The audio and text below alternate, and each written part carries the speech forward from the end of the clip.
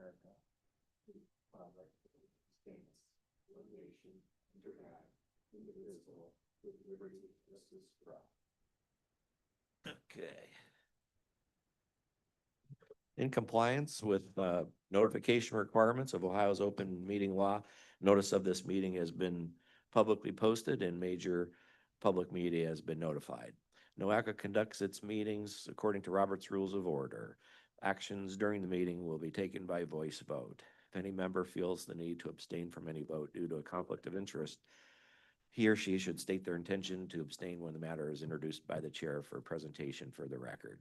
Subsequently, that member shall not participate in any discussion of the matter for which a conflict exists.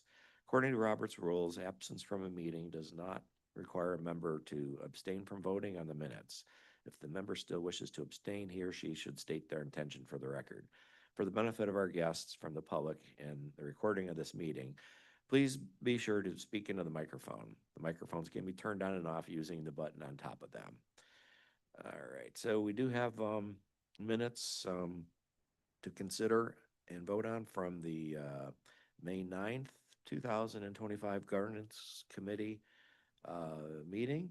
And could I have a motion to approve? All right, thank you. Debbie, second, please.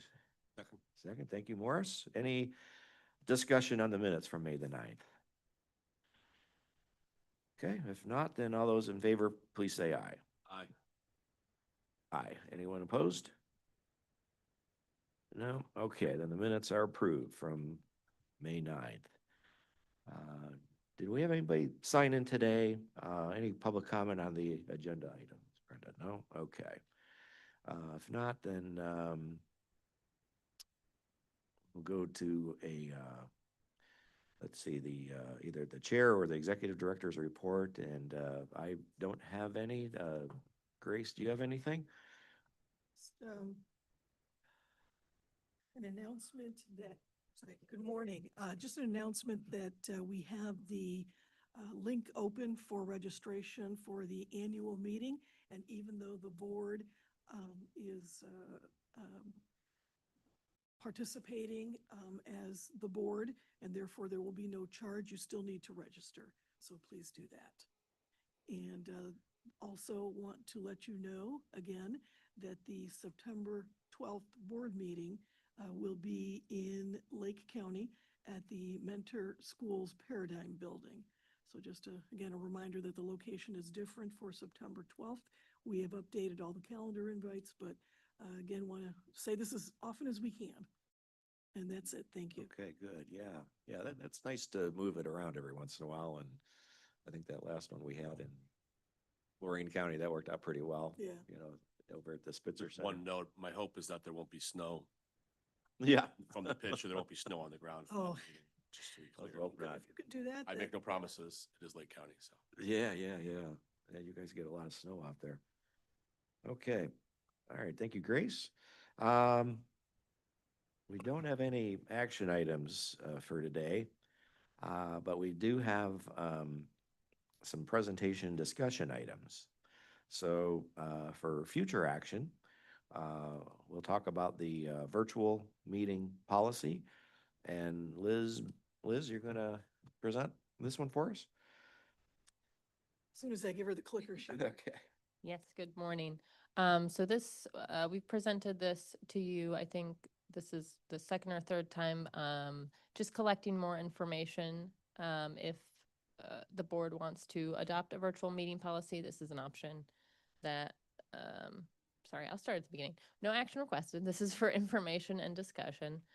We've presented this before, but there's no previous action. So as a reminder, at the beginning of this year, a change to Ohio Revised Code allowed for certain public bodies to meet virtually, provided certain conditions are met, primarily being that a policy is adopted addressing certain things like notification, public access, and member attendance. So at our last meeting where we discussed this, you all asked what some other MPOs were doing.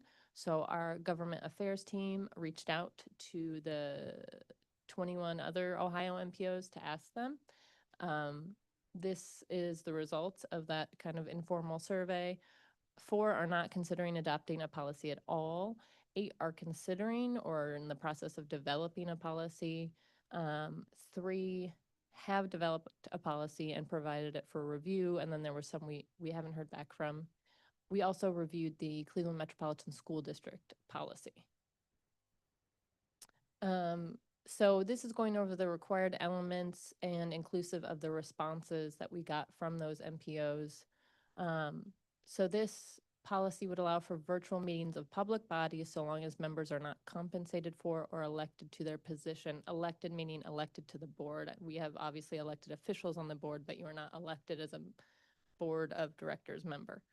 There's no distinguishing in the policy between hybrid meeting and a completely virtual meeting.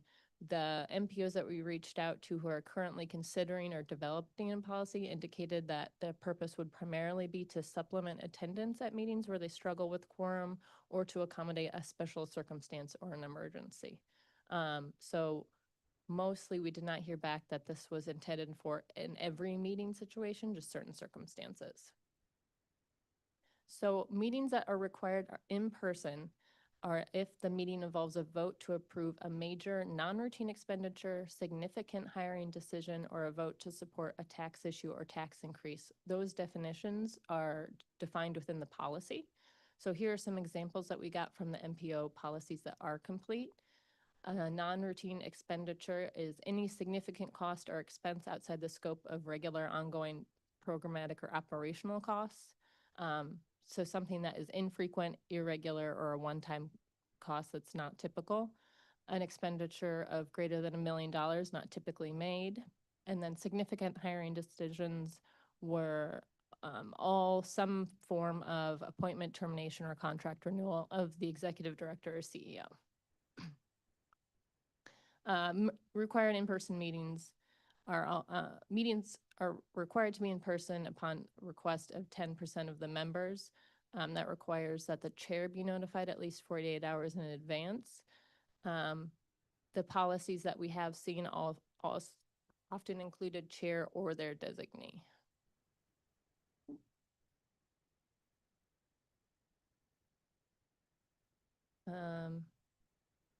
So members who plan to attend a meeting virtually have to inform the chair at least 48 hours in advance, except for an emergency. So emergency is something also that has to be defined in the policy. And here again are examples from the policy that we've reviewed.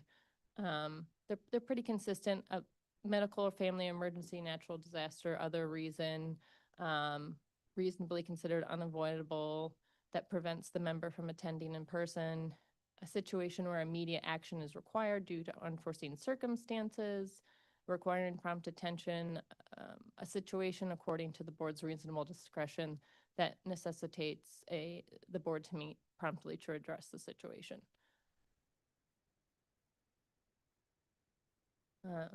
And so another part that is required in the legislation is that you must provide the public access to the virtual meeting. The public must be able to observe and hear discussion of all members, and the members participating virtually must be visible and audible at all times during the meeting.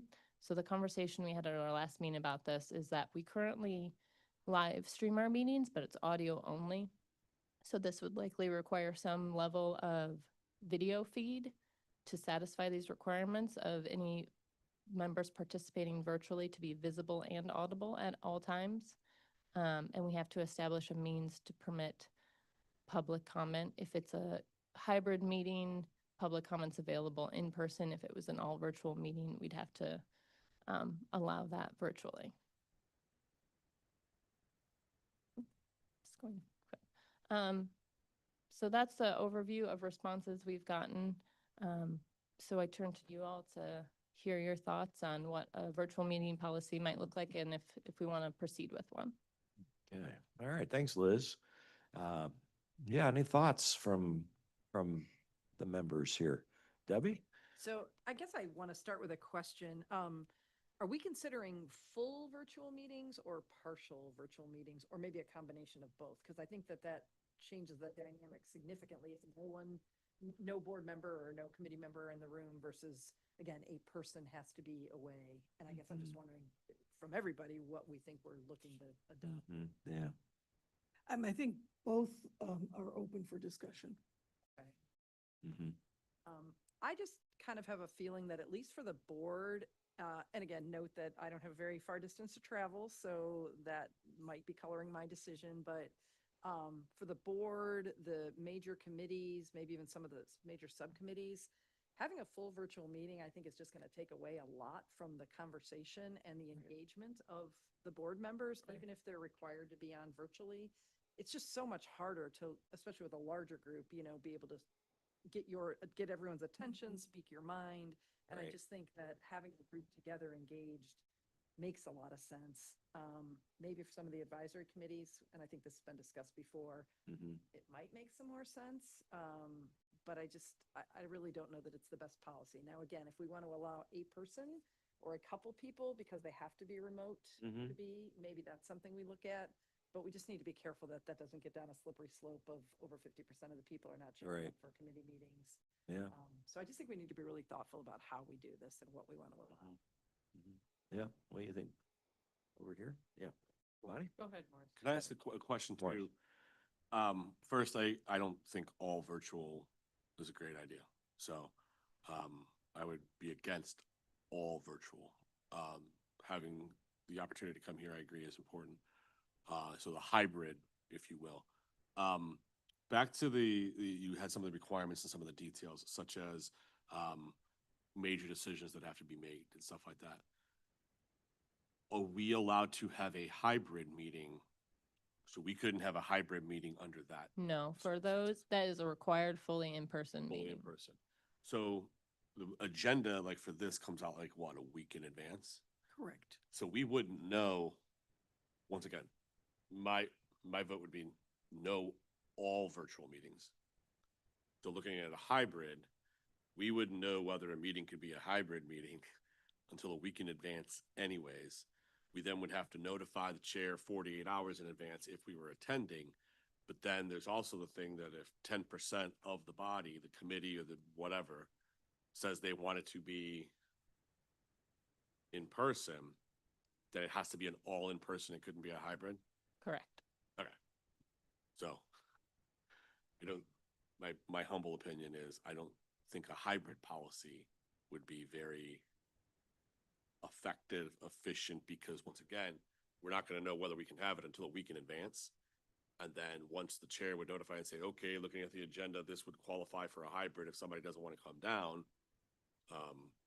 But then within 2 or 3 days, somebody could, if 10% of the body says we want to make this an in-person meeting, then it doesn't matter anyways. So would be my 2 cents.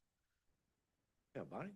Just so I'm clear, what we're seeing in front of us as far as required in-person meetings, are these according to the ORC or Yes, it's? this is the ORC requirements, and then I've also included, and I apologize, it's not very clearly delineated what some of the MPOs have specifically in their policy. So usually where it says that has to be defined by a policy, the examples I've put in have come from the other MPOs.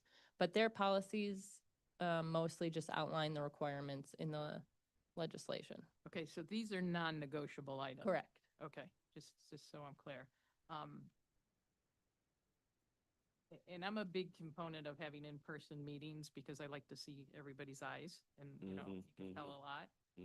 But to some extent, with a body this big, I understand that everybody's going to have some challenges, particularly people that drive a lot further than some of us. So, I think a hybrid is a good option because things always happen. And I think we can make it work even a week before, whether it's going to be hybrid or full in person.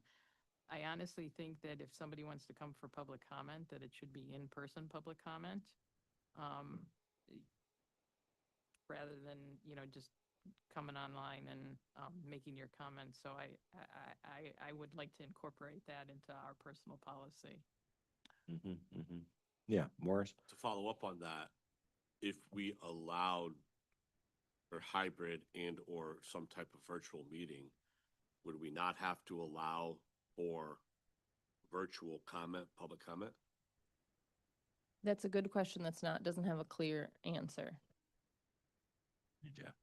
If once by again- virtue of having the ability, if the meeting is hybrid and so the public has the option to make public comment by attending in person, does that satisfy the requirement of making public comment available? I would think so, but that's not entirely clear. And once again, I drive one of the farthest drives to get here. So I would love a hybrid option, right? If there's a meeting that there is a lot going on and I could just click in and not drive an hour and a half loop, and get ticketed for illegal parking, you know, that would be a great option. But I understand adding cost of video equipment in here and the complexities of allowing public comment virtually. I don't know that I would be a large fan of that. I think the idea is to make sure that we have as much attendance at meetings as possible. Mhm. And so I don't know if maybe multiple alternates would alleviate that issue, right? If I can't make it and my first alternate can't, then maybe could a second alternate make it and we establish a first and a second alternate maybe earlier in the year. Or even possibly if we rotate the all board meetings, maybe committee meetings could be rotated so that at least it's, you know, moving around. And obviously there are advantages of this room from an audio and visual component, but I think if that's the goal, then I think there's other ways around the complexities and sometimes inconveniences of having to build a hybrid / virtual policy that may or may not be in the best interest of everybody. So. Yeah. Debbie, I'm sorry. Bonnie. So two other thoughts. As we started talking about the public comment piece, we will also have to ensure that whatever the software is, that NOACA has control so that people are not just speaking up throughout the meeting. I mean, clearly we have control in person, but I'm concerned that, you know, people have to be permanently muted so that we don't get things out of control and business can get done. So that's Right. one piece of it. And then boy, I had a second thought. about While just you're, the- while you're thinking that, can I Okay. interrupt? Please. Is there an investment that needs to be made for technology to allow for virtual meetings? Yeah, we did look into that and to have multiple cameras available so that the entire board can be seen as required. It's at least $50,000. Thank you. Yeah. So my second question was, I think that you said that four, and maybe those are the ones that are on here, have adopted a policy, but it does look like the chart that summarizes it is really like the why and not the how. I think it would be important to maybe talk, if we decide we want to do this, to talk to one of them about how they're actually effectuating it. And like, how many people are saying, I want to be remote? How does it make the meetings run? I just, again, to the earliest point that Morris made, I just think that the back and forth of who's in the room, who's not in the room, you keeping track, you know, it seems like it's going to become a huge management issue if everybody can make their decision themselves within a week's time, or I guess 48 hours time, for the emergencies, right? I just feel like it's going to get out of hand. So I'd be curious if others have tried it Yeah. and how their boards are reacting. So I have talked to my colleagues. Morpsey, which is Columbus, is the only one of the larger MPOs that is actually already having their policy in place. They use it extremely sparingly. In fact, when I talked to them, they'd only used it once for a very small 5-person meeting. So that maybe goes back to that idea of maybe it's just special advisory or other meetings that, you know, either don't have the attendance or are not really the sort of full board responsibility. They're outside partners that are on some of those advisory committees and again, aren't as committed, but, you know, are not the responsible board members. Yeah. Mr. President. Yes. But once again, to that point, do we want to spend $50,000 on cameras for sparing usage that gets, and I agree, right? Like a 5-person committee or 6-person that we're all good. If that's the only time it's going to get used, I just don't know that it's worth, you know, the management issue and the headache. And listen, I love a hybrid option, right? So for meetings, but I don't know that it makes sense. Yeah. Andy? Been involved in some hybrid full meetings organization down in Columbus. And it seems like when everybody knows that summer's here and vacations are involved. It's harder to get everybody involved. And that's the times where the hybrids really come in. Now, this is a little bit different organization, I admit. The in-person is absolutely valuable in ways that's hard to describe. Right. The physicality of being together is a different type of meeting than a virtual. Obviously, we don't have public comment in that meeting, but the tone and the depth of the meeting does change. But the option to have a hybrid, I do like, but then again, what's the cost? What's the benefit? And is there a limit? Multiple alternates that might pick up that slack where it might alleviate the need. But then there's no substitute for a handshake and a look in the eye. It really isn't. That's my comment. But I do like the option because you can't always get your schedule to fit. And even though you have an alternate, that alternate may not understand the full weight of what the desire is, me being an alternate, and as I learn more and more. So those are my comments. Very good. All right, Andy. Welcome, Commissioner Rydell. We were waiting for you. We waited about 10 minutes, you know, and then we started, but, down at CCAO for 3 days, and so my desk couldn't be seen from the door when I. On time if it was a remote meeting. I would have had it in the car, but then, you'd have had my wife with me, so I don't know, we can't talk about, all that Yeah. kind of stuff. So obviously, yeah, we're talking about the, virtual meeting policy, and do you have any thoughts on that? Well,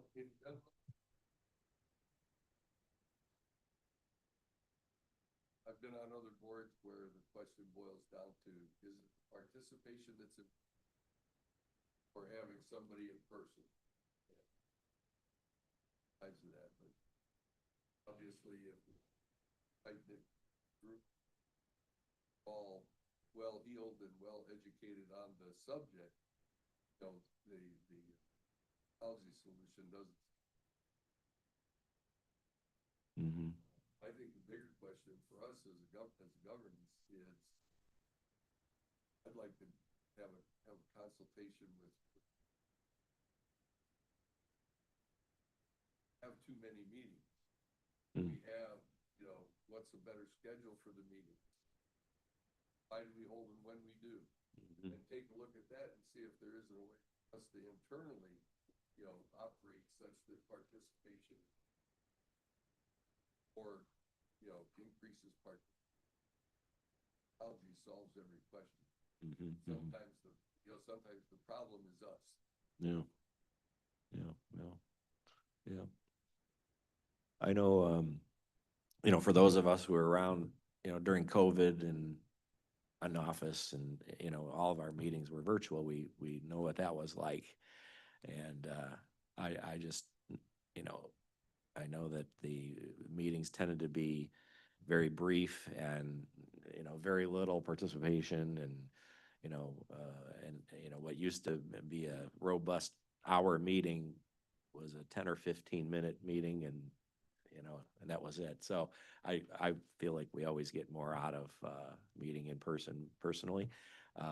But I can see also, in emergencies and so forth, if somebody can still tune in virtually, I'd rather have them in virtually than not here at all. But, hopefully the majority of the board members would still want to come and participate in person. That's my thought. So, yeah. Andy? Just a question of the entities that adopted, can we review their policy to see what it looks like? Have we, other than they have overviews, how in-depth and Yes. how would it match up to what we're? We do have copies of them, and if you'd like to see them, we can certainly provide them. They are basically a recitation of the requirements of in the legislation, with the exception of defining those specific things that need to be defined. So they were pretty consistent in that it was basically an outline of the ORC. But if you would all like to look at them. Yeah, we can send Yep. them out after this. Yeah. And keep in mind that this is the floor, right? So if it's something we're interested in, we can craft it to be very narrow, if that's what the desire is. Only specific groups that can meet hybrid, or, only 10% of the members can participate virtually, so that we maintain mostly an in-person So that's something to consider. You good? I was just going to ask how staff felt about this, because again, you're managing in a different way if some people are remote and some are not. Kind of going back to COVID, NOACA was one of the first organizations to be able to really manage that pretty well with a big group. So I think if it's all virtual, we have done that. We know how to do it. So I'm just talking about the mechanics and yeah, we know how to do it. Hybrid does become a little bit more difficult. We've not done that before. We kind of did in the sense that when we did the COVID meetings, myself and a couple of the senior team were always present. So we were in person. And then we had the board virtual. So in some ways we kind of did that. But from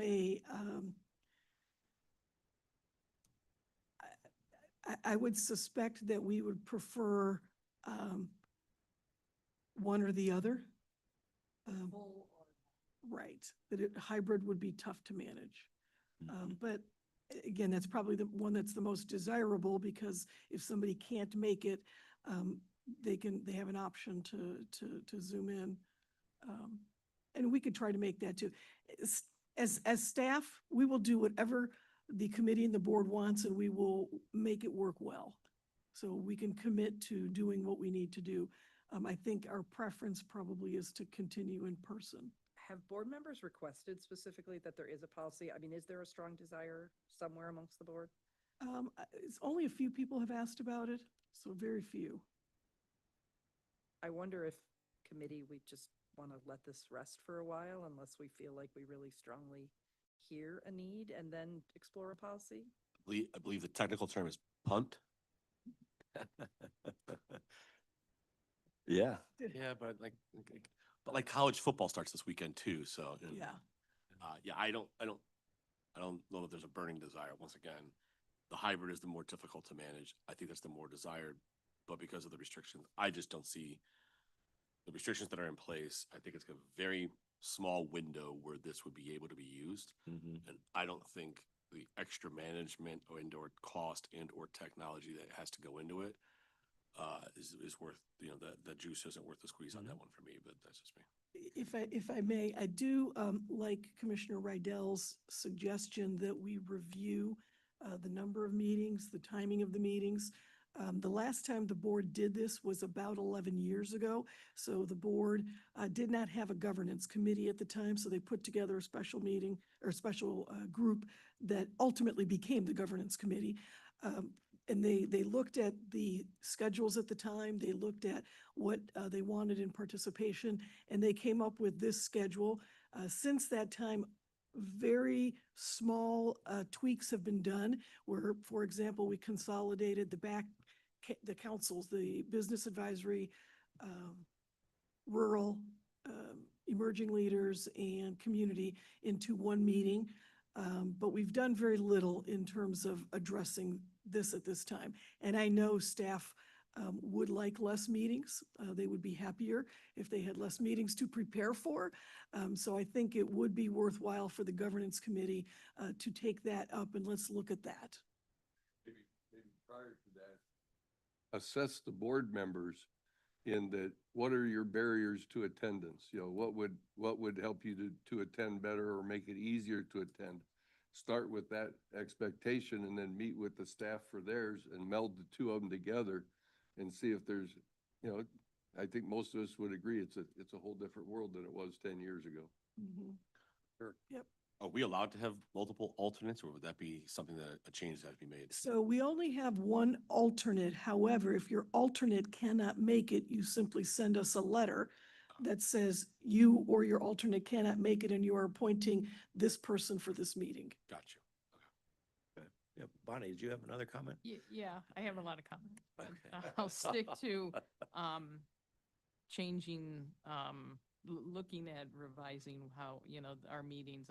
I would like to pursue that. And is this something that, we want to implement starting in 2026? Because if it is, I mean, we really have to jump on it right now. And I think probably the best way to do this is have staff work on some details and, to Commissioner's point, that they would survey, there would be some type of survey of what the board members are looking at, but I know I often hear comments about your Fridays are blown because you're spending all day in Nowaka, and it's a long day, you know, for all of us to sit in one place, when we have a lot of other things that we need to do. So I think, it's a valid, option. And if we pursue that and look at the meetings, the number of meetings, how long the meetings are, we can also look at, you know, what's the feelings as far as virtual meetings go, and kind of roll that all together and really get a comprehensive look at what we're doing for our meetings. Yeah, no, that's good. And to Commissioner Rydell's point, you know, looking at, you know, why is it structured this way to help you unwind it? The majority of the changes that happened were about consolidating the schedule. So the board used to meet once a month. And so when they met once a month, the meetings were shorter, but then you had to come down once a month. And so the board members decided they'd rather collapse it into quarterly meetings. So you only have to come down 4 times a year for the board meetings, but they would be longer. And so again, it's just a matter of how much business do we have and how can we get to that business? And it is, it should be whatever is the best for the board members to be able to participate. Again, as staff, we will serve you in whatever way that you want to be served. And, excuse me, may I? Yes. And I think that you bring up a valid point that hypothetically, if we go to every month again, I don't want to. But is that the opportunity where we, you know, we throw in a few virtual meetings to accommodate those monthly meetings so that you're not coming down here every month, that, you know, it gives you an opportunity to mix it up a little bit. So that's why I think that should all be incorporated together. Yeah, I think that there's some suggestions that I can just think off the top of my head where there are things that used to be monthly, such as PPRs, plan and tip amendments, that we made quarterly, that are more efficient quarterly, that even if we went to back to monthly, I would not suggest those are monthly. I would suggest those stay quarterly. So it could end up being that maybe once a quarter, it's a more robust agenda and meeting in person, and then the others, if you go to monthly, as you're suggesting, maybe it's a way for us to explore doing a little bit differently in terms of virtual. So, yeah, we'll take a look at those. I would suggest that to your question of should we implement this in FY26, that would be ideal, that we would talk about this now and then implement it in January for the upcoming year. What it would require is for the governance committee to meet a few times between now and the end of the year. So, and that can be done. No, it can't be done virtually because I can't. No, not yet.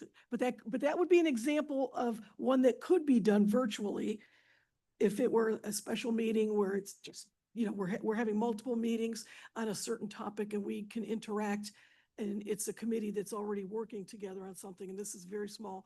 You know, maybe that's something that we work into it. Grace, does your staff have the capacity to do something like this and, you know, kind of think outside the box? Not that they don't think outside the box, but this is not in their wheelhouse, but it's, do we need to get somebody on board that's familiar with researching, you know, number of meetings and, you know, doing virtual meetings? We could, when we did this last, we had BVU, Business Volunteers Unlimited, actually facilitate the discussion with the board members and with staff. So we could, and it was relatively a reasonable cost. It was a very low cost. So I certainly could reach out to them again.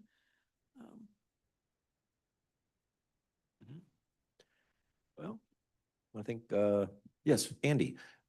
Just for some background for me, have the members been surveyed for, yes, we want this, or no, we don't want, do we have a count or I just wondered if there was In the virtual? for this, yeah. So on the virtual, we have not. We did do a survey last year on board participation and what board members are looking for in meetings, and are meetings too long or too frequent? And Liz is pulling that up, so I will let her summarize that for you. Yes, I do happen to have it on me. And it was a pretty broad survey, but I know we had some questions relative to that because it is an issue that comes up from time to time. So just bear with me as I look through this. Mr. Chair, well, she looks that up. I think in executive today, which is virtually most people in this room, are we not going to be, I think there was some looking into some of the committees that because of federal mandates, we may have to be removing anyways or changing or altering, right? So in connection with that, would that also be a good time that, listen, if we already have to change this committee and this committee, can we kind of roll that into one set of recommendations that as we, adhere to federal mandates on some of these things, let's get together and, how can we be more efficient as we're talking about with those committees so that we're rolling that all out, hopefully by year end. I assume there's a full board meeting in December before, Correct. right? So that by then we can implement that going into next year. Unfortunately, I think we can't, from a logistical perspective, the federal government requirements need to be implemented as soon as possible. So the recommendation of to dissolve the equity subcommittee will be going to the September board meeting. Okay. We can't wait until December. Were there any other committees that were going to be affected? That was the only committee that Alright. needs to be dissolved. Yeah, there are policies that need to be changed, and we'll be talking about those too, that also we are proposing for the September board meeting, so we can come into compliance as soon as possible. Right. But I think it's a good point that, since we're already rethinking that let's work on the rest of it. Yeah, Jeff? Just one thing, Grace, using the word needs to be dissolved, probably more accurate is required. to be Required.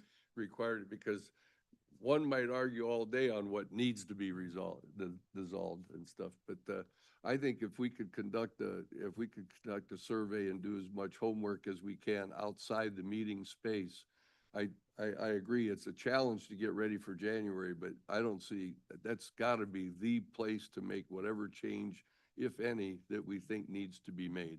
Okay, we will work on that. Yeah, we'll work on a survey that speaks specifically to the committees and the board meetings. We'll look at, which I think you had some questions in there that. Yeah, so this was a survey that we did at the end of last year, actually about a year ago. And we had 19 board members. It was just sent to board members. 19 of them participated. So it was a 1 to 5 ranking, 1 being strongly disagree, 5 being strongly agree. So some questions relative to what we're discussing now. The meetings are longer than they need to be for the amount of business that needs to be covered. So 58% was in the strong agree or strongly agree, 21% neutral, 21% strongly disagree. The current committee, subcommittee, and council structure is effective, 55% agree or strongly agree, 17% neutral, 28% disagree. There are too many committees, subcommittees, and councils, 44% agree, 39% neutral, 17% disagree. There was one question, I think, that you've referenced before that speaks to the presentations. Oh, that- presentation, yeah. yes. That's beneficial to us. This one, Everland staff presentation, so.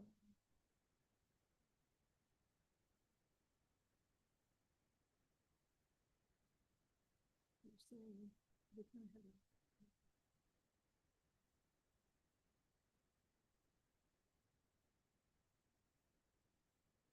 Why don't we do this? Let's send this out to you as well after this meeting so you can take a look at that. We'll take a look at it and then we'll communicate via email about what our next steps would be.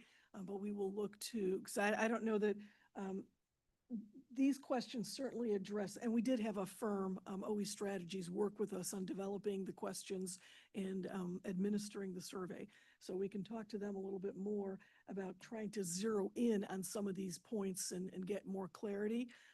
So we can do that and then we'll just get back to you on next steps. Pretty generic and they don't change with time. Are we having too many meetings? That could be a question every 10 years for 100 years. Boogie moves, but the question's still valid. Right. Mm-hmm, mm-hmm. Yep. Okay. No, I think this is a good time to do that. I think, as you said, a lot has changed in 10 years. Being our Friday morning, we have a Friday meeting every other week. We thought maybe once a year it would interfere with NOACA, but you guys have hit us on. We moved our meetings to Fridays to keep staff in the building so we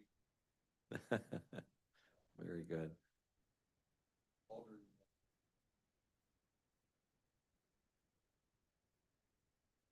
Yeah, and again, the NOACA meetings, as long as I have known NOACA, have always been on Fridays.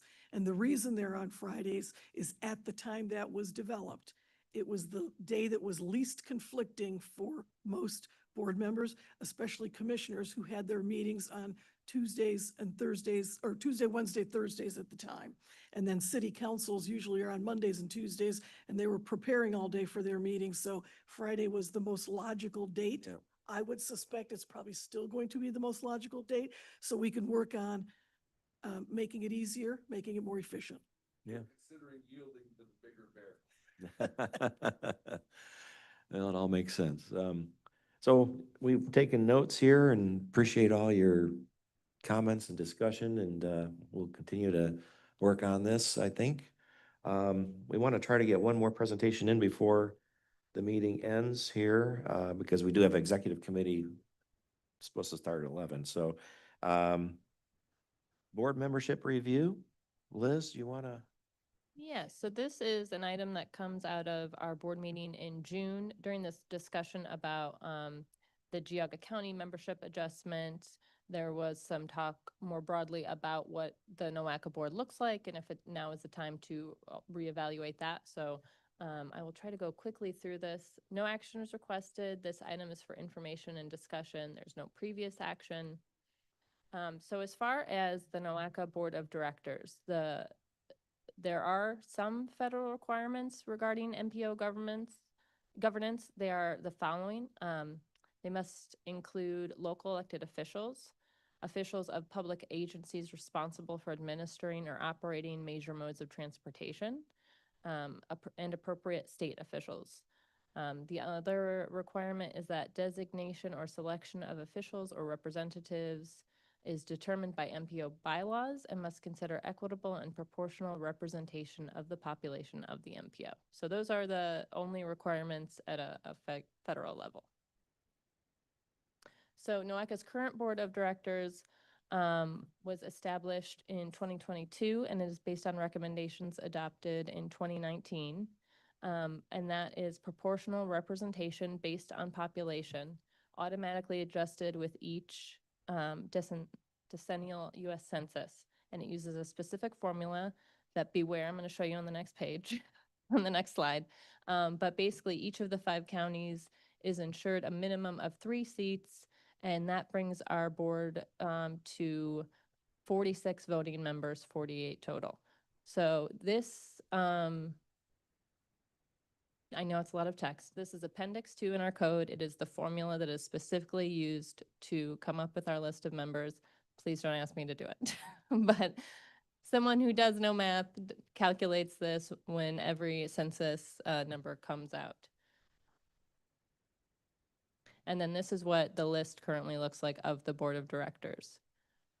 So you'll see Cuyahoga County, City of Cleveland, Geauga County, Lake County, Lorain County, Medina County, and then State of Ohio. 2 of the State of Ohio representatives are non-voting ex officio members. Any questions about this? I think.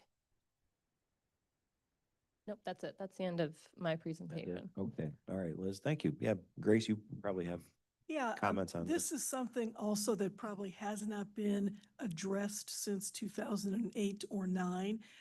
We have made some tweaks on the edges, so we have added, since that time, the Ohio Turnpike as a non-voting member.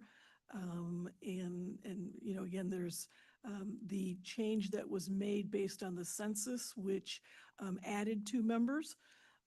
But other than that, it has been consistent since that last change in 2008 and 9. That change resulted in an increase in board members from 36 to 44. So that was a major change. Also, the weighted voting was eliminated. That was another major change that was made at that time. So again, we probably have not addressed this for more than 15 years on a broad scale, wide scale. One of the board members, Aaron Harrison, did ask us to take a look at this. So we're putting it out here at the governance committee level to see if this is something you want to take up. If you want to take it up later, if you want to take it up now. But I think it was important for us to bring it up since it was discussed at the June board meeting. Mhm. Okay, yeah, Bonnie? Question I have, I see Medina County in parentheses, they have a municipal rep and a township rep. Mhm. But then as comparison in Geauga County, there's not those parentheses. Is that something that Medina County determined? And the next question is, with the vote that happened several months ago, in Geauga County, how does that, where does that get changed? Yeah, Is that great. at the beginning of the year? Great question.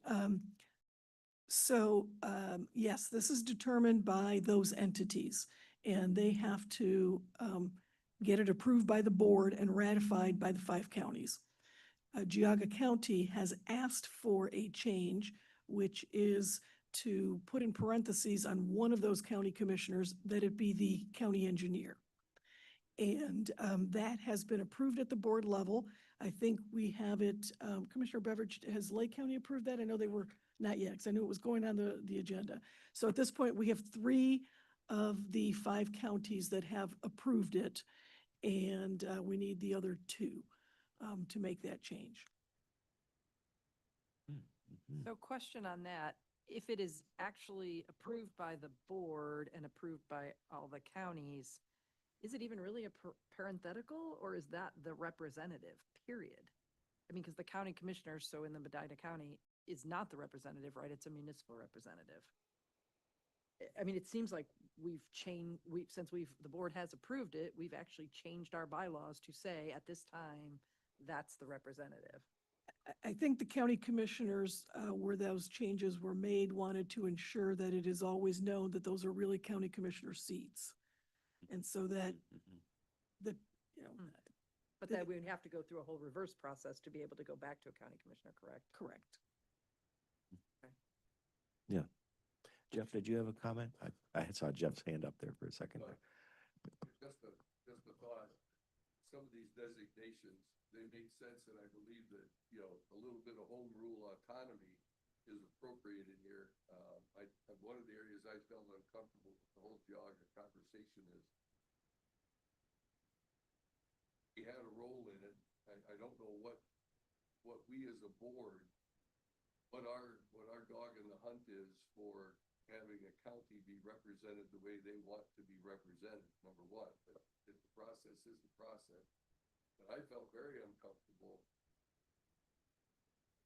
the idea that as a commissioner in Lorraine County, that we have the ability to tell Geauga County, no, you can't be represented that way, even though you are the duly elected representative of Geauga County. And I just felt uncomfortable that I wouldn't vote no on almost anything simply because I think we have a right to be represented. You have your mic on, Jeff? Can you hear Jeff in the back there? You're okay? No, they said they can't hear you, Jeff. Yeah, there you go. Okay. I just feel uncomfortable overpowering somebody who's duly elected, a representative of the people of Geauga County, and they say, this is how we want to be represented at NOACA. I don't vote in Geauga County, and why do I get more power than all the voters of Geauga County? Mhm, mhm. Yeah, Morris? Mr. Thank you. I want to piggyback on what Commissioner Riddell said there, but my other question is, Medina County has 4 representatives, do they not? I'm sorry? Medina County has 4 representatives, do they not? They do. They have 3 based on the minimum of the county commissioners, and they have 1 based on population. Right, but there's only 3 listed here, am I? Yeah, I think we're missing, Yep, that was Meyer. yeah, Okay. yeah, we're missing Engineer. county engineer. Just making sure. Yeah. Okay, sorry. I'm a virtual technology guy. No. back to Commissioner Riddell's point, when this topic came up on Jug County's desire to change the amendment, I immediately felt, and I agree, I think it makes zero sense for four other counties to have a say in that. My proposal would be that the county commissioners, which it looks like most of the outlying counties obviously have county commissioners, obviously Cuyahoga has a county executive, that each year they be allowed to determine their delegation, their makeup. Because every time you want to make a change right now within a county, it's got to come before the full board. It's got to be voted on, it's got to come through governance. It's got to go through the full board and get approved. And then it's got to go back to all the counties to approve.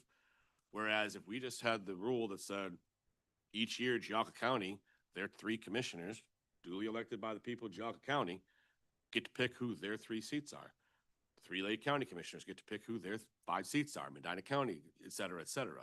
So I would be an advocate of making a change moving forward, going into next year, that we allow, obviously the Cuyahoga suburban regions and the mayor, I don't know how you guys determine that. I assume there's some reason or logic behind how those folks are selected. But as far as Geauga, Lake, Lorraine, and Medina, I would prefer to see that those counties be allowed to select their own delegations each year, moving forward. Obviously, state of Ohio, that's going to be there. I think the regional authorities, as you said, the board composition is made up of elected officials and individuals that represent agencies that, go into transportation. So I would be a strong advocate for, changing the bylaws to be able to say each year. And then if we want to keep it the same, keep it the same. But, each county goes through different things, right? And there's different issues and different circumstances that every county faces. And I think that as a result of having this conversation with Geauga and backing Commissioner Riddell's point, I don't think the other counties should have a say in what that county determines to be their members. And so I would like to, ask the question and find out what would be necessary to make that change. So what would be necessary is a change to the bylaws. And in the section where this exists, you would have to get it approved by the board, meaning the process change, and then get the process change ratified by all 5 counties, and then it would take place. So it does follow that, that section in the bylaws where it needs to be ratified. So would that need to be a motion made at this committee first to then go to the full board, or what would that look like? I think it falls under governance. I think it does fall under governance. I would caution that we probably need to talk about it a little bit more, because there are reasons that some of the cities are identified independently based on population, where you have, for example, the city of Parma, which has almost 100,000 people. They automatically get a seat on the board. So does Lakewood, Cleveland Heights, Euclid, Lorraine and Elyria. And so I think there needs to be some discussion with other members who are not here today to make sure that, for example, we need to probably have a little bit more of a discussion with the Cuyahoga County suburban regions before we would propose something like that, and then bring the input from that group back to the governance committee. Before Morris and I create something that we can't back away from, how about we get a copy of the bylaws and we read why they are the way they are, and maybe we might even agree.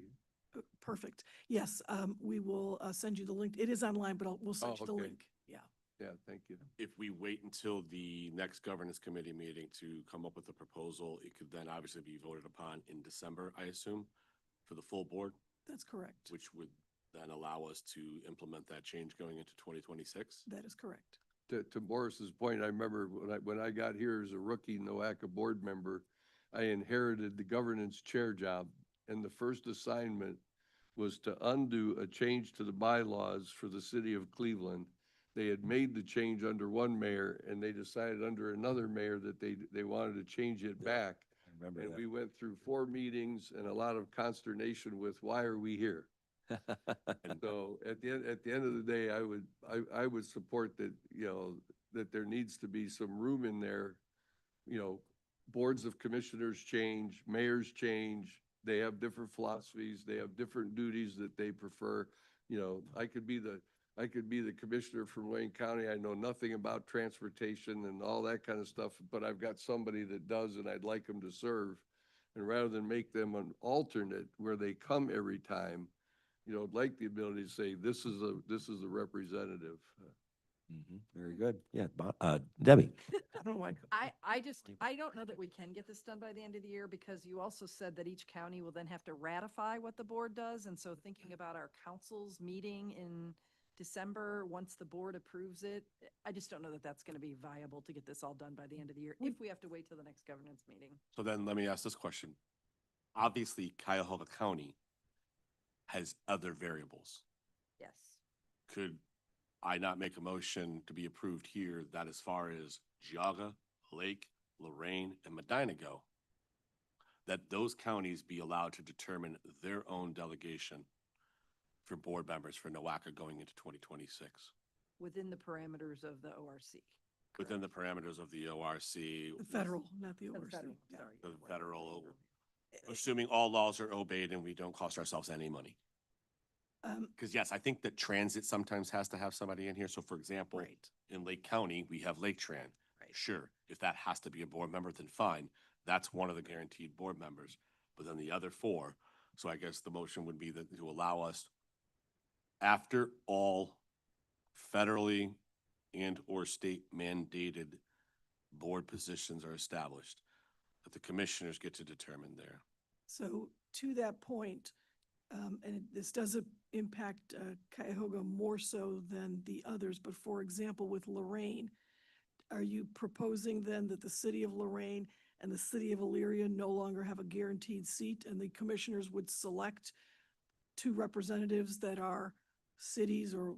Are they allowed to, they required to have a seat? Because I know sometimes like Cleveland is required to have a seat being the largest population within the 5 counties. So,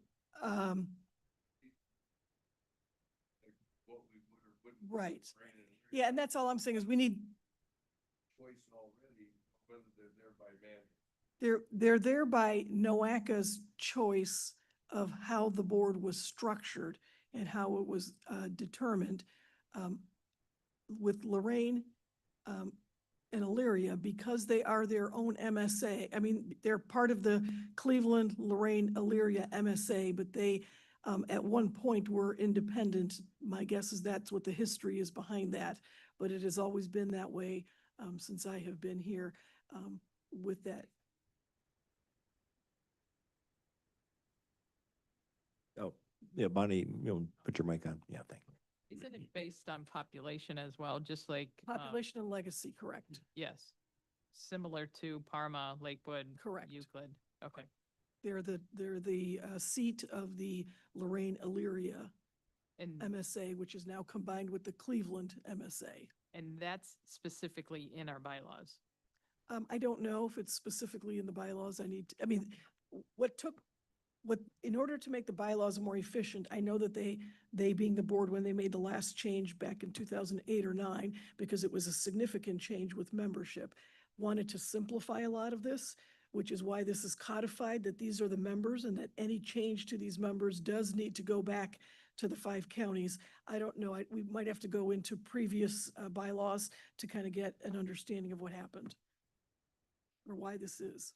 And to your point, and maybe Debbie touched on it a little bit, even if you wanted just to change the 4 counties and exclude Cuyahoga County would still have to approve any changes that are made in membership. At this. Correct. Yeah, but that would be a struggle to make it happen before January of 26. Yeah, I'm just concerned that if our board meeting, which I actually think is in November, not December, but how many council meetings do we have? We'd have to introduce it and again. Hence the reason I was trying to make the motion it now, today, right. so that we could then vote upon this on Right, right, right, September and that 12th, would which would give us then much more Mhm, time. mhm. give us 3.5 months. Yeah, the next governance committee meeting is November. The next board meeting is in December. So again, we. And then the organizational meeting that this would need to be done by would be probably the 3rd week of January. So, And no, and obviously everyone would have to have those meetings with the commissioners to make those decisions by the third week of June. It just seems like a lot unless we move today. well, I mean, as the chair, I guess I think, Morris has made a motion here, right? So in order to, So would you like me to, well, to speak in legal voice? If I think, if I could just clarify a few things. It does not say in our code bylaws, why City of Lorraine or City of Elyria are on here, but it does specify them specifically as members. So what you see before you is what is in our code, meaning the City of Lorraine, the City of Elyria are board members.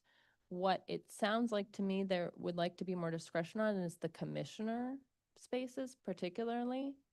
And maybe we limit it to that, that the commissioner seats have some more, flexibility. But we would, after this is executive, which would have to approve what's on the agenda for the September board meeting. So we would have to have some sort of, language drafted amending the code by then. So just keep that in mind. I don't have that off the top of my head. I think that's a good proposal. Will that address what you're trying to get change where the change would apply to the 3 county commissioner seats for each county? Ish. Ish. And so I guess what I would say is stuff like the city of Lorraine, the city of Elyria, or I think Lorraine's the only one that's gonna have that issue. If it's mandated that they be there, then it's mandated that they be there. For our situation, if it's mandated that Lake County have its transit director there, then the Lake Tran seat is mandated. So I believe that NOACA would be able to tell us that to keep us kosher with the federal government guidelines and state guidelines, these are the seats that are mandated to be there. All other seats would then be decided upon by the commissioners in those counties. And that's where I'm saying that it is not mandated at the federal level. The Board of NOACA mandates. The kinds of things that are mandated is what Liz showed on the screen earlier. And relative to transit, for example, it is a requirement that transit be represented on the MPO board, but it does not mean you need to have both the RTA and Lake Tran. It could just be one of them. But that would mean one of the counties would have to appoint one in order to make sure that they are part of the MPO board. And which one would that be, or do they alternate, or how does that work? And is that a mandated seat? That is a discussion that we need to have in addition to just allowing changes in the seats. But the other ones relative to the large cities speaks to the intent of an MPO board, but not mandated in the law. yeah, Jeff. I don't want to take us too far into the executive committee because some of us have a ball game at 1:15 today, so. Yes. But at the end of the day, I think what I hear the 3 of us saying is, could we get that education on what is codified by law and what was in the bylaws by the board action? Because if it's board action that did it, board action can undo it. Right. And so where is our latitude? I Eh, eh, think our conversation has to start with making sure what that is. So again, I think that for the most part, it is open for the board to change those seats, how the board wants to be structured. But we will look into that a little bit more. We are structured in such a way that the counties do have autonomy. So it makes sense that the counties would be able to appoint their own representatives. But let's do a little bit more research on that. And we will also put something together for, again, I think we're going to have a special governance committee meeting or 2 in order to get all these changes through. Yeah, I just, I like Morris's idea. I think, personally, I think we need to do more homework on this. Just a and- comment as I get involved and pick this up. The parenthetical additions, those were local or those were board for the municipalities and the township representatives? Board. That was board.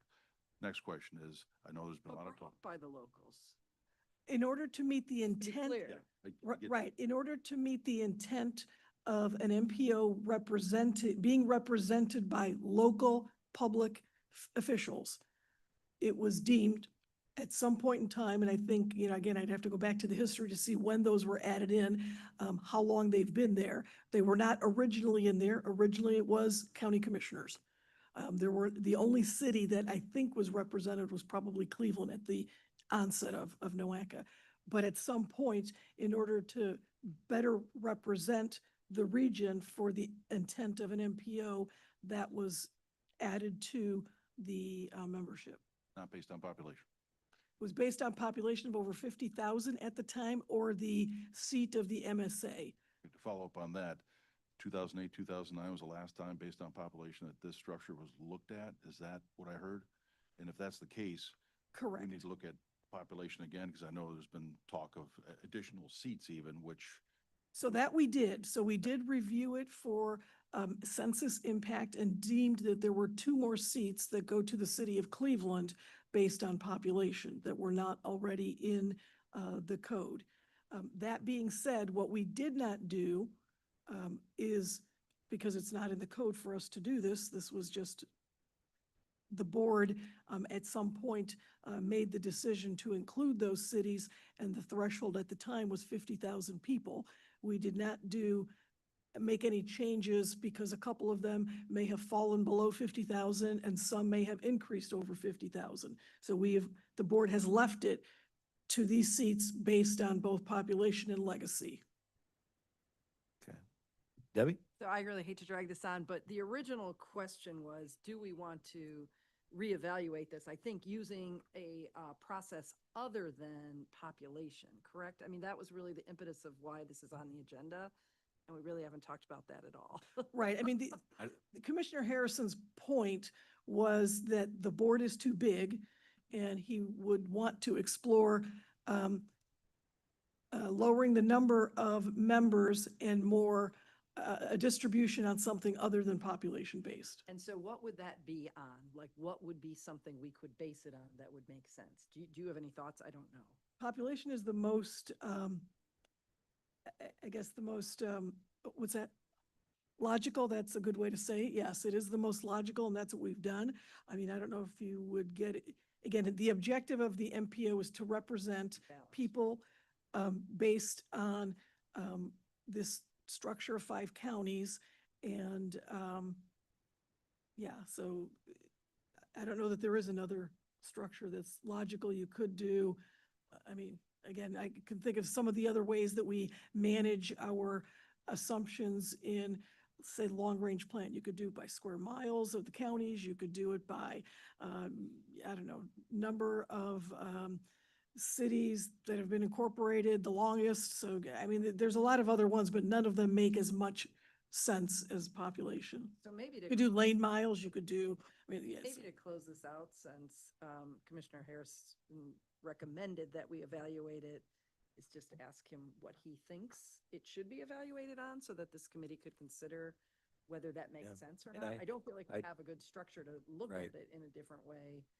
So unless he has a good idea that is worth And I pursuing, talked to him I'm about not the sure. other night, and he did not have another proposal. Okay. But Grace was absolutely correct in, in his thought that maybe the board was too big, and let's look at other ways to do this. Yeah, Commissioner? And then one last question, and then I'll make my motion and we can try and move on. I was under the impression that the board composition had to be done by population. Does it not? It does, but it's, According to federal guidelines, right? yes. So that's why, forgive me, I skipped right past that. I ran past second and went to third, and it was just first to third like that because I didn't think we could do anything anyways. Going back I'm- to requirement. I'm as opposed changing to- the number of board seats in the composition. However, for me, the important issue is allowing the outside counties to be able to have their autonomy without having to come back to the board at all, and all the other 5 counties to be able to play a role in that. And so I would make a motion that for Lake, Geauga, Medina, and Lorraine County, forgive me, I'm making this motion because I would like to get this in place for next year. I don't want to have to wait another year and a half before we're able to get something done. So I would make a motion that for Lake, Geauga, Medina, and Lorraine County, that NOACA establish the board seats that are required by law. If there are none, there are none. But let NOACA inform those counties of the board seats required by law. And then after that, however many number of board seats there are, that the county commissioners be able to vote upon and select who will fill those roles on an annual basis. Can I add to that, that we remove the ratification from the other counties? Correct. That would. Without 5 county ratification Yeah, each you can't- time you- that You changes. can't do that without Amending the code. ratifying the unratification. They've made this, I mean, the ratification still gives us authority over what they're doing, so if we don't remove that, then we're. The other also 5 counties would have to ratify this change, but moving forward, Yes, then. moving forward, Part of what they're ratifying is that they will no longer ratify, right? yes. you can, right, but that's a different change, Okay. That's a requirement in our code. correct. Our code requires, I think it's Article 10, that any change in membership has to be ratified by the counties. And I would just point out that there's not really a lot of prescription regarding governance. This is pretty much it, and everything else has been determined in the bylaws by the board. So the board went through a very lengthy process in 2019 to lay out the membership as it exists. And that's where I'm saying that the law says it's by, a lot of it's the intent. When you're saying, consider the equitable and proportional representation of the population. The board at the time deemed that cities that were above 50,000, and they named them specifically, really was to meet this requirement in good faith. And that if you took out all the cities and you only gave the representation to townships or to smaller cities, that it would not meet the good faith in terms of this requirement. Then either A, those people would be voted out, or B, there would be some type of legal interpretation that would come back and say, you can't do this. And so I understand what the board's intent was. I don't know if this is Commissioner Riddell's point, but my point is I was elected by the citizens of Lake County. Lake County is a member of NOACA. I would like my and my 2 partners' voices to determine the folks that go represent us at NOACA. So my motion is for Lake, Geauga, Medina, and Lorraine County,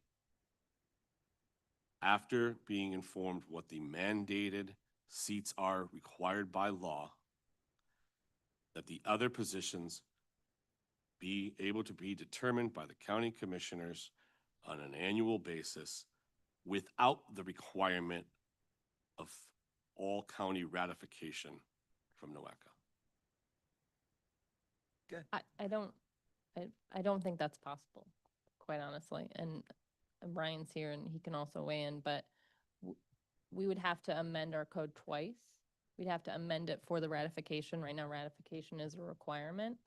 There are also no seats, specific seats required by law. The seating came as a result of that formula. I mean, there could be 5 seats. It could be 1 commissioner from each county in the city of Cleveland, if that's what the board decided. It is up to the board ultimately to establish their seats for membership. And keeping in mind that one of the reasons it is structured the way it is early on, it was the county commissioners and the mayor of Cleveland.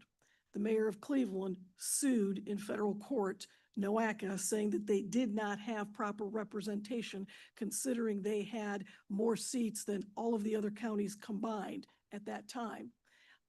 So we do need to look at meeting the language is must consider equitable and proportional representation. It's not telling you exactly what to do. And I'm not questioning the number of seats.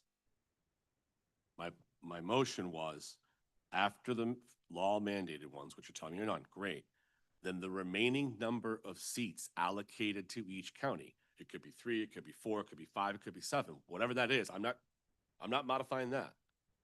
But those seats, whatever the number should be allowed to be voted upon and determined But what I'm saying there is, and I can appreciate that, and I do support the commissioners having control over their seats. But let's suggest an interest by some commissioners, and let's use, which one's got the biggest one? Seven. Lorraine. Lorraine. So if Lorraine decides to give all of the seats in Lorraine County to townships and no cities, that would violate the federal requirement, and there probably would be somebody somewhere that would question that in a court of law. They would then sue, Right. and then we would have to modify that. And then that would be their prerogative. It is not definitive on must, and I'm not trying to get sued, Mhm. but county commissioners, in my opinion, need to have the ability to pick who their delegation is. So can I have a second? We can discuss it more, but Okay. let me see if there's a second on the floor here for this to move on today. Okay, so we don't have a second. Okay, all right. But we can discuss it more. Bonnie? So, because I'm all about making things simple, it's out of laziness or stupidity, I'm not sure, but you pick. So don't we solve the problem by next to the county commissioners, we say, or appointed by the county commissioners? And that gives the autonomy that you want, that the county commissioners choose. It's either them or somebody that they choose. Doesn't that solve the problem and really simplify things? Well, in Lake County, the engineer is one of the people. In Medina County, the engineer is one of the people. And in Lorain County, 2 of the 3 commissioners. There's also municipal representatives. And so, yes, to do that then solves the county commissioner issue. Yes. But Because if you're not worried about the numbers still stay the same. It just gives the county commissioners the ability to pick who they want to be represented at NOACA. But once again, that wouldn't accomplish what Geauga was trying to accomplish, which was that one of the spots is automatically reserved for their engineer. So if But one of it's their, up to them. That's the. it's not, the I have county- to vote to approve it. Today, right? It's up to the- Yeah, but if we change it to county commissioners or their appointee, the county commissioners can decide to put the county engineer on there. They may At that point, it would be an alternate. It would not be. No. I'm saying as a member, that the county commissioners appoints a member, not an alternate, appoints a member. It would follow, Mr. President, I'm sorry, it would follow Lorraine County's county commissioner, parenthetical county engineer. Am I wrong on that? That's what the board has to decide on. That's what's being discussed. That's the current bylaw amendment Right, that, right. that was passed. That's, Doesn't necessarily have to say county engineer. They can make a county engineer, or they can make it, their, office administrator for the county. But it still doesn't remove the fact that it has to be approved by all 5 counties. Okay. I think we Yeah, no. I think we should well, take a look at suspending that rule, or abolishing that rule. And then there's many choices of how we can proceed past that, but that rule gets in the way of any change. The rule does get in the way of any change unless you change the rule, correct. One of the things I may suggest as we're having this conversation is Commissioner Steve Hambley from Medina County was very instrumental in developing the current structure. And he was board president of NOACA 3 times. So it may be worth a conversation for the governance committee with him to talk about the history. He's also a history professor at the community college. So that would be a suggestion I might put out there for your consideration. Okay. He teaches at Lorraine Community College, I believe. Yeah. All right, well, I'll tell you, we had great discussion today on several presentation items, and appreciate all your comments and enthusiasm, and we will continue to march forward and do our homework and investigate further, and I'm sure we'll pick this up again at our next governance committee meeting, so thank you.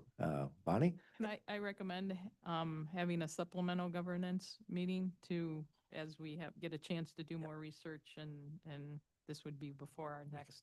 We can schedule a special one, absolutely.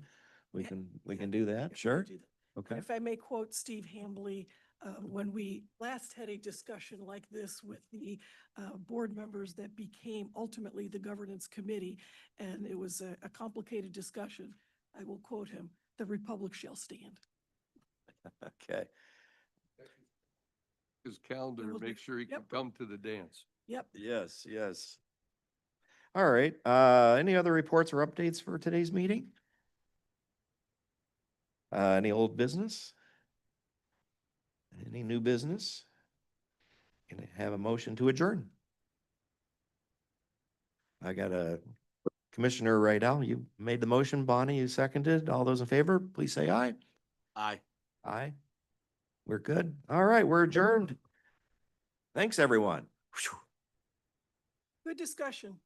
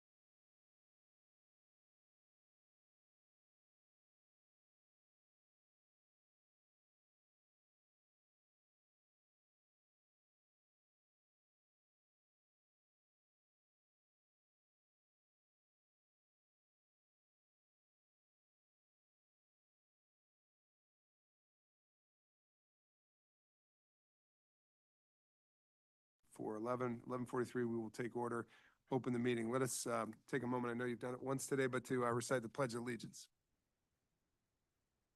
I pledge allegiance to the flag, United States of America, to the republic for which it stands, one nation, under God, indivisible, with liberty and justice for all. Okay, thank you, everybody.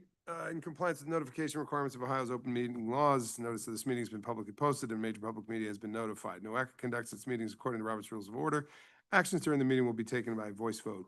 If any member feels the need to abstain from any vote due to a conflict of interest, he or she should state their intention to abstain when the matter is introduced by the chair for presentation for the record. Subsequently, that member shall not participate in any discussion on the matter for which a conflict exists.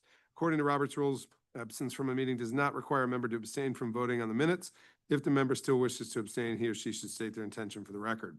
For the benefit of our guests, from the public, and the recording of this meeting, please be sure to speak into a microphone. Microphones can be turned on and off using the button on top of them. So now we will introduce the meeting minutes of our May 9th, 2025 meeting. Anybody see any corrections or additions needed? Okay, if none, can I have a motion to approve? So moved. Thank you, trustee Brandon. Second? Second. Thank you, Commissioner Beveridge. All in favor? Aye. Aye. Any opposed? Motion carries. All right, we also have the minutes of the June 18th meeting. Do you want me to go through all three of these, President Brenda? Yeah. Yeah, okay, June 18th. I'm sorry, we have to take special votes on, additional votes on each of them. Any corrections or additions to the June 18th meeting? Seeing none, can I have a motion? So moved. Thank you, Commissioner Beveridge. Second? Thank you, Andy. Thank you, Engineer Andy. Can I have all in favor? Aye. Aye. Any opposed? Okay, motion carries. Same goes for July 11th, special meeting. Any corrections or additions? Okay, if not, can I have a motion? That was Commissioner Riddell. Thank you. Second? Second. Thank you, trustee Brandon. All in favor? Aye. Any opposed? Okay, motion's approved. Public comment. Is there anyone who has signed in to speak today, Brenda? Nobody on the agenda to speak today? Seeing none, we will move on to the president's report.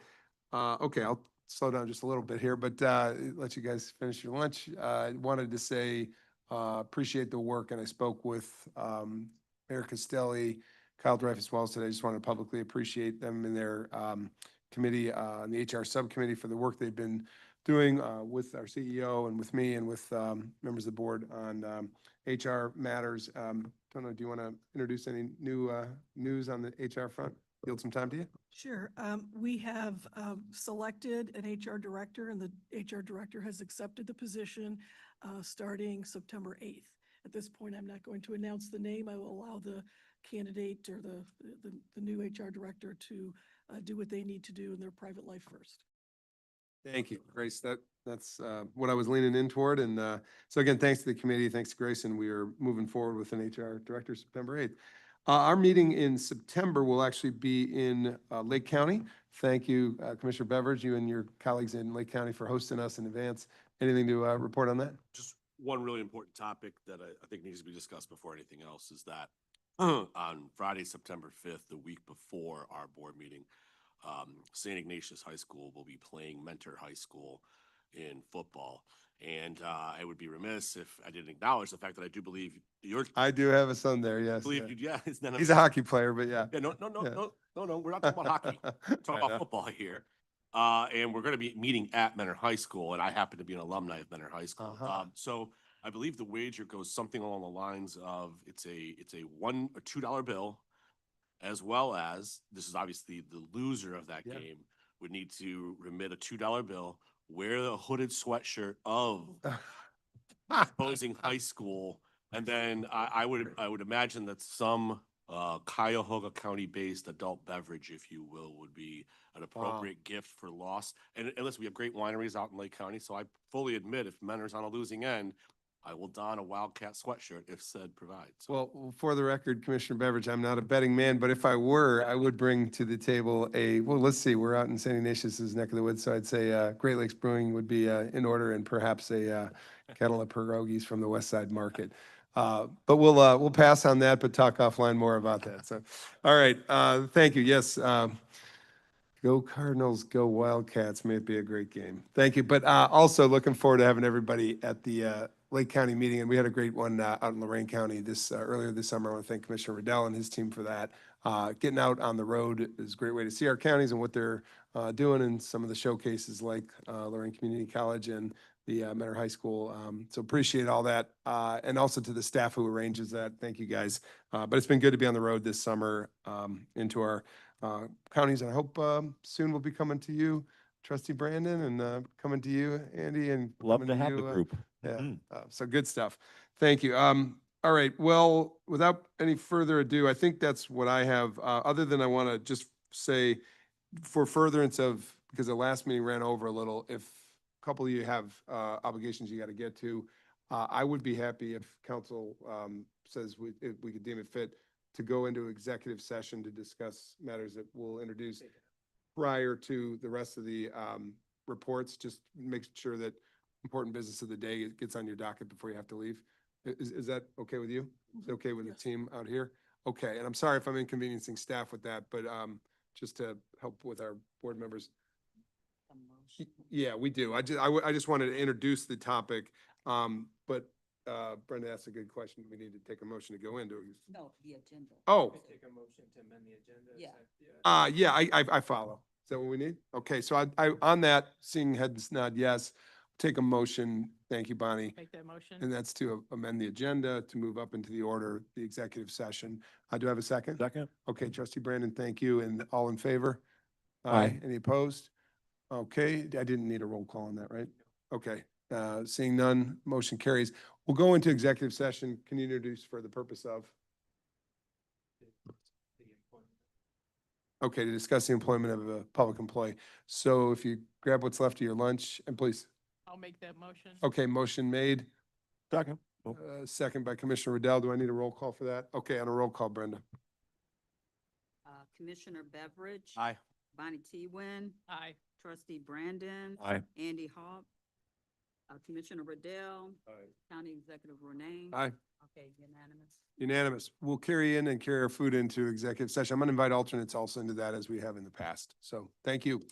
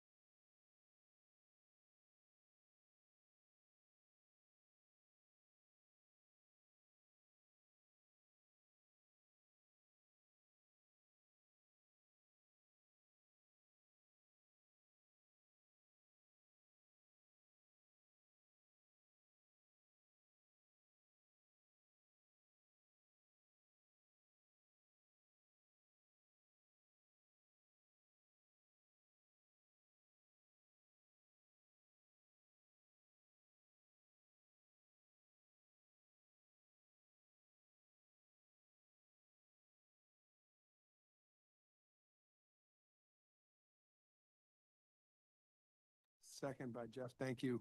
No roll call needed, but all in favor? Aye. Aye. Okay, any opposed? All right. Carries, moving back into our meeting of the executive committee. We have a number of items that, I'm told, by our CEO, we can, work through as a omnibus package. Yeah.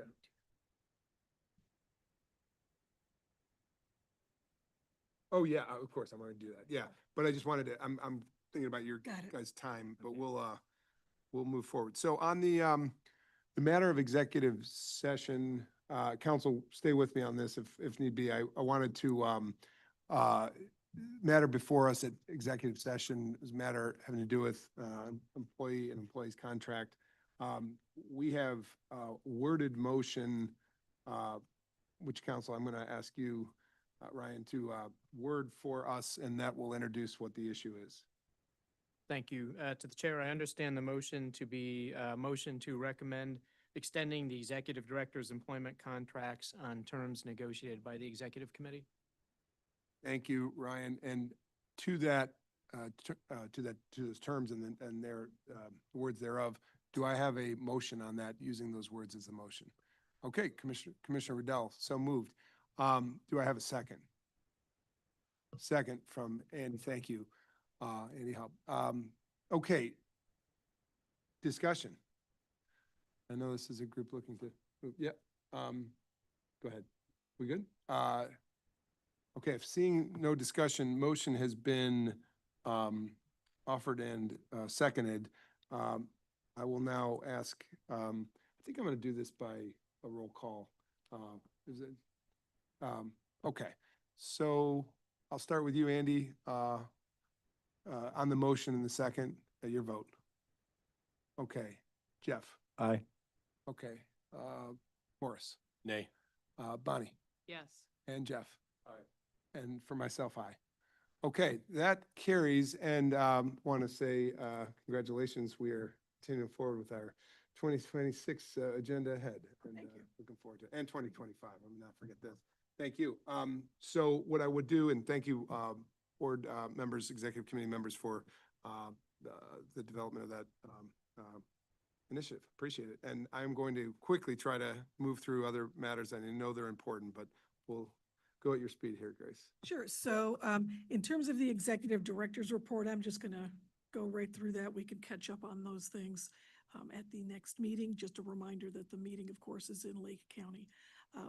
So in terms of a slate, the first item is compliance with federal, before the slate, the item is compliance with federal executive orders on DEI.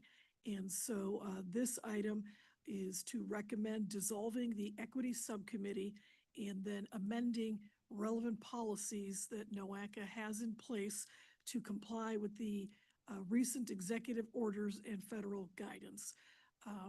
So this is all about Executive Order 14173 that was issued on January 21st, which eliminates DEI initiatives. The Secretary of Transportation did issue some further guidance to us on April 24th. This complies with that guidance. So these are the policies that we are I guess we are recommending to the executive committee be amended. So we looked through all appropriate board policies and looked for references for DEI. These are the policies that have those references. In some cases, they're just a descriptor. In some cases, they are part of a criteria. Nevertheless, we will make the appropriate adjustments to those to reflect consistency with those executive orders. And then the dissolution of the executive, or the equity subcommittee is one that is necessary. We have discussed these very thoroughly with legal counsel. So legal counsel has been part of the discussion and the work. I'd like to thank Liz Barlick for her extensive work on combing through these policies. No financial impact. So then we would take this to the board, get them to approve it on September 12th and immediately implement. Any questions or comments? I assume that legal is reviewed and that there's all the amendments that are being suggested will get us to within compliance. Yes, we worked in tandem with legal. Oh, Does legal want to comment on Yeah, do anything? you want to comment? We did work together. We spent some time on it, and yeah, the amendments will bring us into compliance with the executive order in the related governing documents. Was there discussion in the equity subcommittee in regard to this? We could discuss the equity subcommittee. That is something that we are recommending be dissolved to be in compliance. Was there discussion at that committee in The- regard to these Oh, I'm items? sorry, there was not at the last meeting because the last meeting was suspended. So when we got the order and understood based on the secretary's further guidance, we immediately suspended the equity subcommittee based on the recommendation of legal counsel. We did speak at the meeting prior to that, understanding that there would be some type of action, but not knowing the magnitude of it. So at this point, no, they would not know anything additional other than what is in the packet and what is being presented to executive today. We did write to them when the subcommittee was suspended to let them know why it was suspended. And I personally have talked to the chair, so, you know, we've dealt with it that way. After today's meeting, we will probably send them another communication to let them know that we've done this work now and it is official that it is being recommended to the board for dissolution. And was there discussions with the chair in regard to the dissolving of their committee? There was, yes. I spoke with Mayor Annette Blackwell, and although disappointed, she was not surprised that that would be the recommendation so that the organization could be in compliance. Was there any suggestion on the committee's part as far as other alternatives? There was not.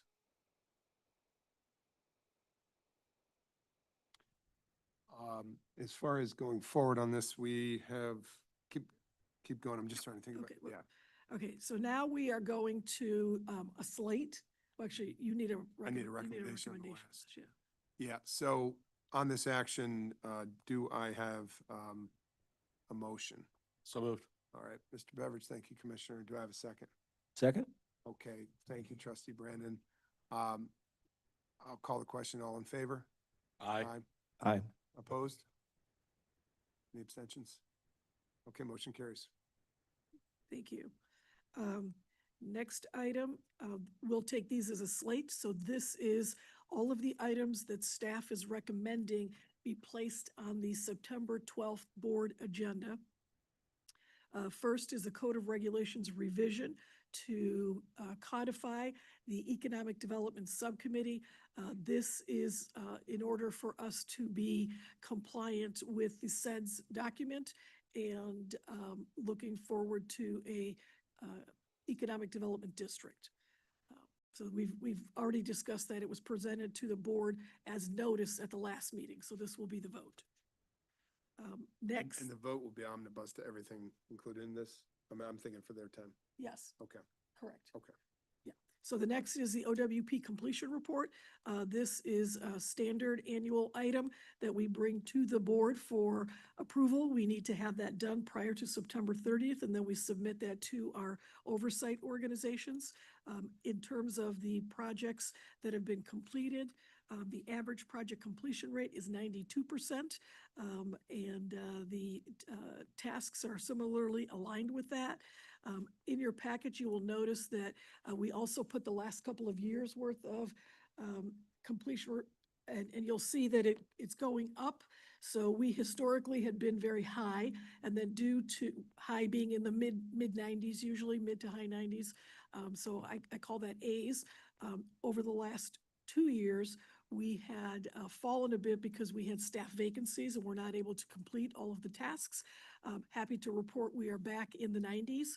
So we have definitely changed that trajectory. So we had 1 year that was an 86, another year that was 86, then last year I think was 89, and now 92. So we're back on track. Any questions on that? Then we have the OWP budget amendment. This is also standard and routine annually, without going into a lot of the detail. Essentially, ODOT gives us what they call a true-up, which is for them to look at their revenues that came in versus what they had committed to us and ensure that there is a difference that's acknowledged, whether it be a plus or a minus. In this case, it was a plus $113,000 that they owe us. And then we have another $99,000 for a CMAQ rideshare. We've got the supplemental planning grant from ODOT that we had not previously used, that is now part of this amendment.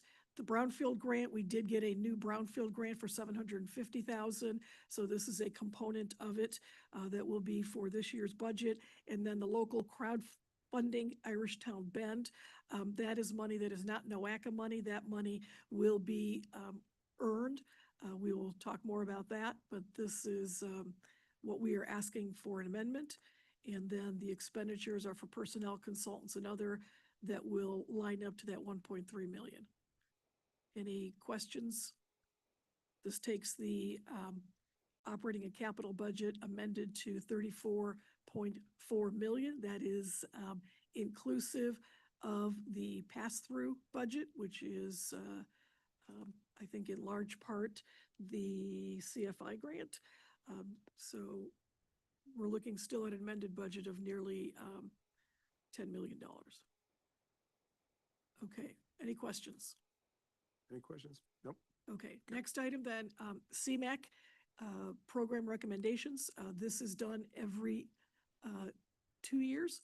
And the Congestion Mitigation Air Quality Program is operated through the statewide CMAQ committee in partnership with the 8 largest MPOs that the state receives CMAQ money for. The reason CMAQ money is provided to the state are because regions need to either get into compliance or maintain maintenance. And at this point, we are not in compliance. The application round has brought forward recommendations for $40 million. These are the projects that are being recommended. The largest project is GCRTA with its bus improvement program. This represents, since it is every 2 years, a 2-year allocation of the funding. All right. Any questions? Any questions? Okay, then moving on to the 5310 program, which is the senior and individuals with disabilities. They also have a program. This one is done annually. However, we did not do one last year because we had to develop a new human services plan before we could spend the funds. That's done once every 5 years. So this then is also 2 years worth of funds. And essentially, that equates to about $5.1 million available. So again, GCRTA is 7. Yeah, and Lake Tran 600 which will take you to the 2 point, yeah, 2.3. yeah, I think there's a, yeah. On the GCRTA, is that the rail cars, 20 rail cars? No, on the GCRTA side, this is vehicle replacements for their paratransit. Okay, got it. And so, Seemed right. low. Yeah. So that's why it's low, right? The CMAQ is where they have the big vehicles. Okay. So this one, yeah, I was actually doing math in my head because it does seem really low that they can even get 20 for that kind of money. But they must be working with even smaller vehicles than their traditional paratransit. Okay. So this then is the competitive application process. We had a number of applications. These are the recommendations. Largest recommendation is to Ace Taxi for their expansion program.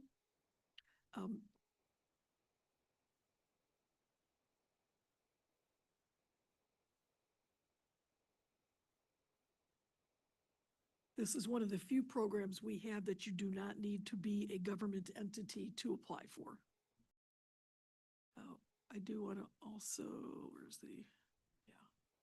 The Senior Transportation Connection is also something that we support heavily because NOACA was part of creating the Senior Transportation Connection. Okay. Some additional recommendations. So we are recommending $5.3 million, which includes the NOACA overhead amount of 5%, as well as the formula for RTA and Lake Train, and then the competitive projects. Urbanized area. Any question or comment? I do want to make one comment. Although $5.2 million, which is a 2-year allocation, doesn't seem like a lot of money, and especially when you look at it as an annual allocation, this is one of the more impactful programs that we have relative to the community. They really rely on the funds to be able to move people with disabilities and seniors throughout the region. Geauga County 5-year facility planning area boundary.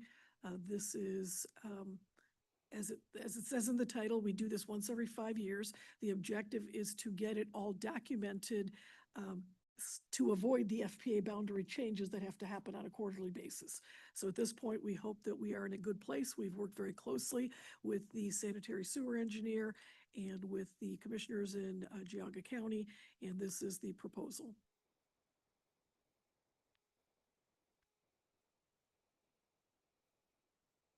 It improves its streamlines the existing map. Any All right with that, Andy? All right. Anybody else? Any questions? Okay. Cleveland Elyria Metropolitan Statistical Area Comprehensive Climate Action Plan.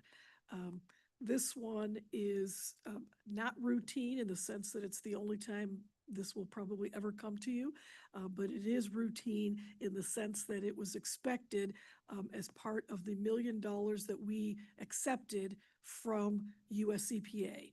And so that required us to do a PCAP, the Priority Climate Action Plan, which we did and already submitted last year.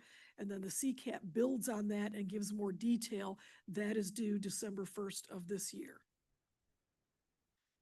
These are all the required actions that we've included in the document based on the grant and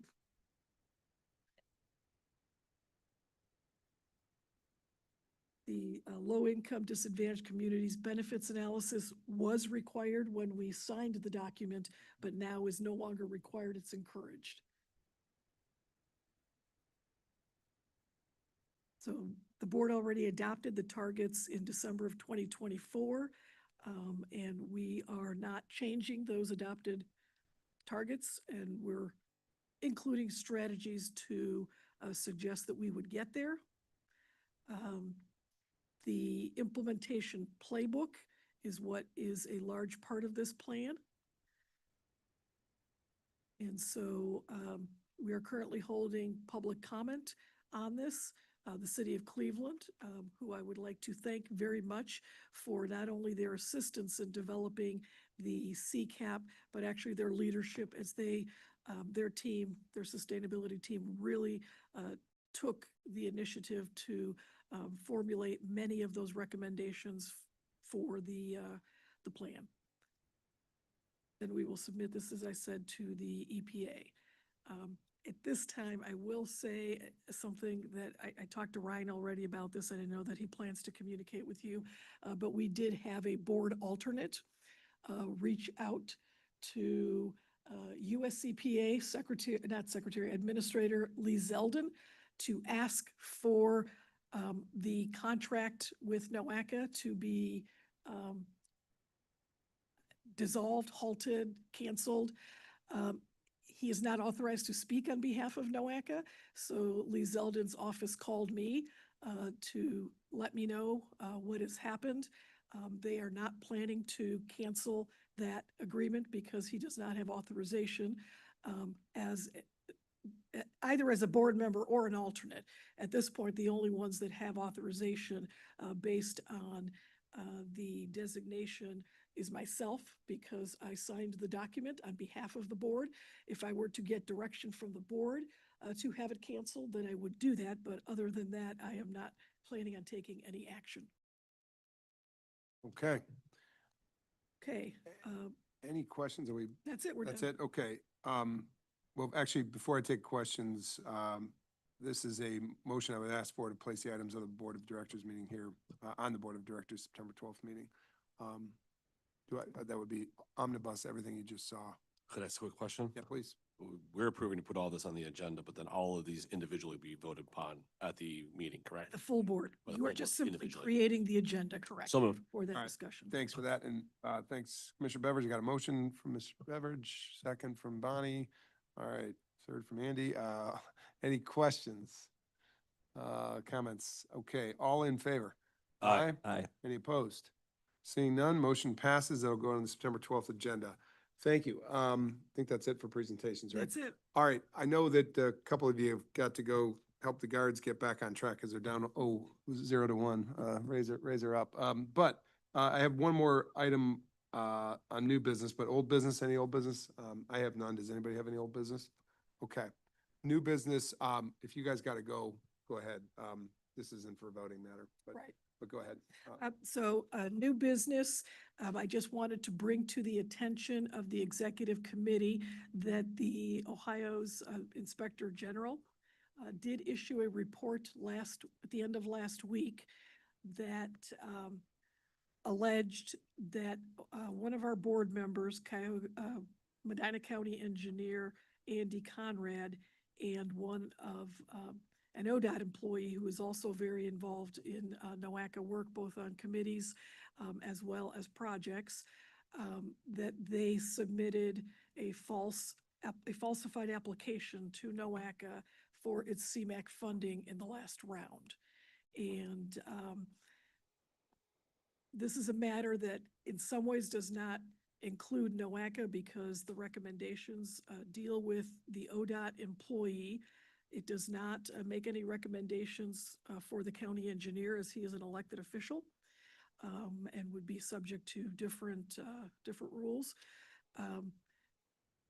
What I need to advise you of is that we have looked at the scoring criteria, and with an unofficial review, we think that there is a good chance that the project would have been funded anyway, because the only criteria that they said was falsified related to the level of service. There were levels of service in existing conditions that were Cs and Ds on a scale of 1 to F. And in the application, they included the F, which makes it look worse, which would make it more probable to get funding. That being said, what they submitted to NOACA was, yes, that F rating on the application, but the report that they used to justify that F also said it was an F. So NOACA staff would not have known to look at it differently, but I'm still reviewing that in a little bit more detail too. We do need to take some official action to have the Ohio statewide CMAQ committee review this officially through their model to ensure that we still would have funded it if it came with the correct rating of CD. So we will do that. There are some of the criteria that we award points to, but it is prescribed. And then there is some of it that is calculated along with the emissions at the statewide level. So it will take some time for us to get this done. I hope to try to have it done by the board meeting, but I'm not sure Columbus will have the same schedule. That would be the rescore, the rescoring Correct. process? Yes, I'd like to have that done by the board meeting. That's The scoring itself or the process? Or the scoring. Okay. You done? I don't want. Yeah, so that's really it. Just wanted to make you aware of that, that we are cognizant of it. We are taking appropriate action to review it. I think it is it is important for us to be transparent. Just a question on the year that this allegedly occurred. Do you know what year that was? 22, Yeah. I believe. 22? Okay. Thank you. Any other questions on that matter? But nope. Anybody? Okay. My question wasn't on that matter. I have another Oh, question. yeah, yeah. Let's keep on with new business. So thank you. I'll close that out. Go to new business. They caught up 1-1 since we were talking, so go bring a winner. All right, please, Commissioner. First of all, I am 100% against giving scoring updates to individuals that. I knew you were gonna call me on that. It was just a casual, yeah. It's just a lack of. I knew you were gonna. The climate change action plan that we discussed earlier, was that required for any other funding from the U.S. Department of Transportation or anything else? At the time, it was a requirement for funding that was approved by Congress in the Inflation Reduction Act that was called Climate Pollution Reduction Grants. In fact, Lake County received, I believe, $89 million for improvements at their power plant in Paynesville. That was this this plan was necessary in order to obtain those funds. Okay, thank you. All right, thank you for that question, Commissioner. And I won't look at any more scores. Anybody else with any other updates on new business? Okay, well, I want to just say thank you to the board for this executive committee for your time today, and you spent a good bit of time with us if you're at the governance meeting as well, and to the staff as well. Thank you. And Grace, thanks to the team. So we will go forth with our eye on September 12th meeting in Lake County. May or may not be wearing a Cardinals sweatshirt, so we'll see. But any other business for the board? All right, if not, we'll look forward to being in Lake County over at Mentor High School on the 12th of September. Very good. So if I could have a motion to adjourn. So moved. Thank you, Commissioner Beveridge. Second from Monty Tewin. Thank you. And all in favor? Aye. Aye. And this meeting is adjourned. Thanks, everybody. See you on the 12th.